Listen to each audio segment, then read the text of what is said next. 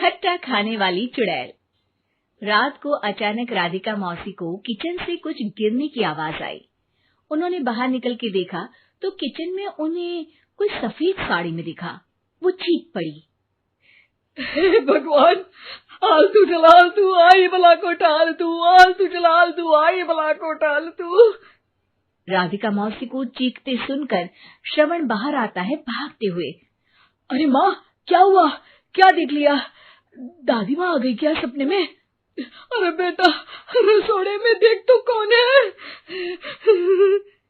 श्रवण रसोड़े में झांक कर देखता है और उसे कोई नहीं दिखता अंदर। अब रसोड़े में तो कोई नहीं है माँ। कोई सफेद साड़ी में नहीं है क्या? नहीं माँ, कोई भी नहीं है। चिल्लम चिल्ली की आवाज सुनकर काजल भी वहां आ जाती है।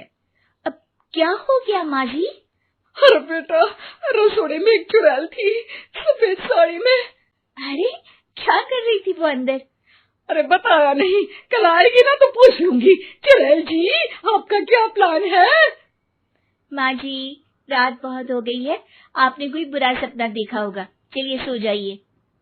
राधिका मौसी सोने तो चली जाती है, पर उनको रात भर नींद ही नहीं आती। वो कुछ भी उलझुल बातें सोचने लगती है। कहीं चुड़ैल की वजह से तो घर में टेंशन नहीं हो रहा, कहीं उसी की वजह से तो वो दादी नहीं बन पा रही। सुबह जब राधिका मौसी रसोड़े में छानबीन करती है तो पाती है कि नींबू का अचार गायब है। चुड़ैल नींबू का अचार ले गई, मुझे तो ठीक नहीं लग रहा कुछ। चुड़ैल को भी पता है कि जिंदगी का असली मजा तो खट्टे में ही है। राधिका मौसी झट से श्रवण को फोन कर देती है। बेटा, मुझे समस्या समझ में आ गई है, हमें एक तांत्रिक की जरूरत है। अरे क्या बोल रही हो माँ, तांत्रिक की क्या जरूरत है? आप पूजा पाठ तो कर ही रही हो ना। आलतू जलालतू मंत्र सारे फालतू जैसे कुछ मंत्र पढ़ो, चली जाएगी अपने आप चुड़ैल। अरे नहीं बेटा, कभी चुड़ैल को कम नहीं समझते। अरे तुझे पता भी नहीं चलेगा कि कभी वो छल करके काजल की जगह घर की बहू खुद बन जाएगी। क्या माँ, कुछ भी बोल रही हो? कहाँ काजल और कहाँ चुड़ैल? वैसे एक बात बताओ, काजल को अगर गाने के लिए बोल देना तो चुड़ैल काजल की आवाज सुनकर घर तो क्या धरती लोग छोड़कर चली जाएगी। तुम ना पढ़े लिखे बच्चे हर चीज को मजाक समझते हो। तुम रहने दो, मैं खुद ही तांत्रिक को बुला लेती हूँ। अच्छा सुन, शाम को इमली लेके आना। क्या है कि चटनी खाए बहुत दिन हो गए है ना? नहीं माँ, इमली तांत्रिक से ही मंगवा लो ना, आटा वगैरह भी उसी से पिसवा लेना। देखो मुझे काम करना है। श्रवण रात को कई तरह की सब्जियों के साथ माँ के कहने पे चटनी के लिए इमली भी ले आया था, लेकिन राधिका मौसी के दिमाग में अलग ही फिल्म चल रही थी। उन्हें अब सिर्फ शक ही नहीं यकीन होने लगा था कि शायद चुड़ैल ने श्रवण पर अपना जाल बिछा दिया था, जिस वजह से श्रवण उनकी बात ही नहीं मान रहा था। पर कोई नहीं, आने वाली रात में राधिका मौसी खुद तैयार हो गई चुड़ैल को पकड़ने के लिए।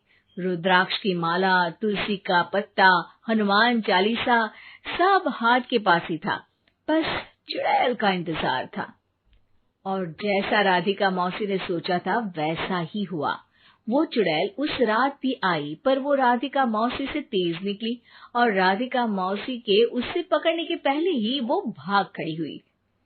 जरूर बहू पे साया है उस चुड़ैल का, तभी तो श्रवण के कमरे में गई है। और अगली सुबह राधिका मौसी पिछली रात हुए हमले में किन चीजों का नुकसान हुआ उसका हिसाब लगा रही थी।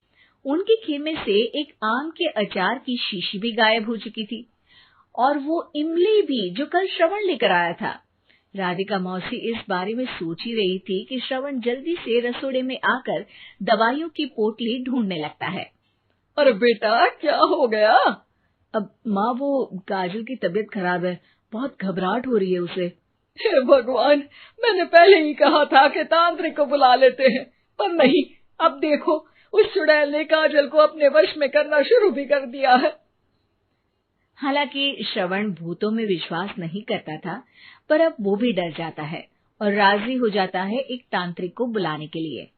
कुछ ही घंटों में तांत्रिक आ जाते हैं और राधिका मौसी तांत्रिक जी को सब बता देती है। घोर संकट, घनघोर संकट, चुड़ैल को मारू जोर चाकट, ओम भट स्वाहा खटखा के आहा। अरे ये क्या मंत्र है? मेरे खुद के ओरिजिनल मंत्र है, कल रात को ही लिखे हैं, अच्छे लगे तो दाद चाहूंगा। एक और मंत्र सुनो। अर्ज किया है आब्राकडाब्रा, दिल्ली बम्बई आगरा, चंदा मामा सोवरले सुरन मामू जारा। ये मंत्र है? अरे कोई 40 वालीसा पढ़ो ना। वक्त कम है, 40 नहीं पड़ेंगे, 20-25 में काम चलाना पड़ेगा। अलग निरंजन जाके लंदन, मुफ्त का मंजान घिस मेरे नंदन। अरे जल्दी करो तांत्रिक जी, जल्दी करो। तांत्रिक अपने उल झलूल मंत्र पढ़ने लगता है। श्रवण को तांत्रिक पे शक होता है। वो अपने एक डॉक्टर दोस्त को कॉल कर देता है ताकि कोई अनहोनी हो तो इमरजेंसी में चीजें मैनेज हो जाए। तांत्रिक धुनी रमाता है, जिसकी वजह से कमरे में काफी धुआं हो जाता है और जिसकी वजह से बहू की घबराहट बढ़ जाती है। अब भागेगी चुड़ैल। हाँ। बहू खांसते हुए धुएं से बचने के लिए बाहर चली जाती है। अरे भाग रही है, भाग रही है। पीछे पीछे श्रवण भी जाता है। बहू एक सोफे पर बैठ जाती है। तभी डॉक्टर दोस्त आ जाते हैं और श्रवण को पानी लाने के लिए कहते हैं। थोड़े चेकअप के बाद डॉक्टर कहते हैं, मेरे हिसाब से जाप का काम पूरा हो गया है। क्या मतलब? अरे कुछ भी नहीं माँ, कोई चुड़ैल नहीं है, खुशखबरी है, अब दादी बनने वाली है। मगर वो सब अचार के डब्बे। श्रवण दोनों अचार के डब्बे अपनी माँ को दिखाता है, जो कि उनके बिस्तर के नीचे छुपे हुए थे। आपने सही बोला था माँ, वो चुड़ैल काजल ही थी जो खट्टा खा रही थी। हमें कल ही पता चला, पर हमने आपको ये तांत्रिक वाला काम करने दिया ताकि आपको भरोसा हो जाए कि भूत वगैरह कुछ होता ही नहीं। अच्छा अच्छा, ये तो बड़ी खुशी की बात है, पर बेटा मुझे एक झाड़ू तो ला दे। क्यों माँ? ये तांत्रिक का भूत उतारती हूँ मैं। अब तांत्रिक राधा मौसी के डर से घर से भाग निकलता है और राधा मौसी उसके पीछे भागती है। अरे संकट ये घनघोर है, तांत्रिक